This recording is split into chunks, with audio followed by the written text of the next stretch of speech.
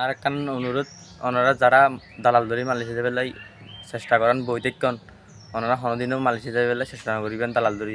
জঙ্গলের মধ্যে একটা বাড়ি, আমাদেরকে ঠিক মতো খেতে দেয় না, ঠিক মতন পেশাব করতে দেয় না, ঠিক মতো ঘুমাতে দেয় না, অনেক মারধর করে আমাদেরকে।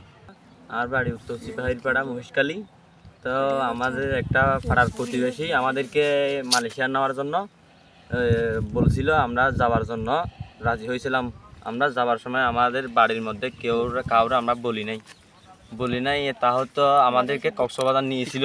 আমাদের প্রতিবেশী উনি কক্সবাজার নিয়ে একটা দালালের হাতে আমাদেরকে দিয়েছিল। সেই দালালটা নিয়ে আমাদেরকে টেন্না বাজারে আরেকটা দালালের কাছে দিয়েছিল। দেওয়ার পর আমাদেরকে একটা জঙ্গলের মধ্যে একটা ঘরে নিয়ে আটকে রাখেছিল। আটকে রাখার পর আমরা গত 5 দিন ছিলাম।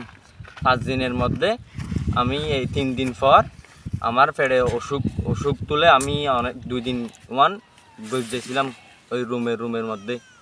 জানার পর এই 2 দিনের শেষে মগরিবার টাইমে আমাকে বের করে দিয়েছিল ওখান থেকে বের করে দেওয়ার পর আমি একটা সিএনজি নিয়ে সোজা কক্সবাজার চলে আসলাম। আর একখান অনুরোধ, ওনারা যারা দালাল ধরি মালয়েশিয়া যাবে লাই চেষ্টা করেন বৈঠকক্ষণ, ওনারা কোনোদিনও মালয়েশিয়া যাবে লাই চেষ্টা করিবেন দালাল ধরি।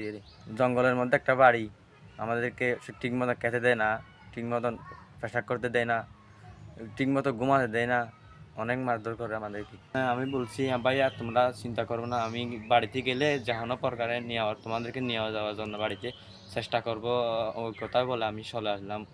ওনারা অনেক কান্নাকাটি করছিল।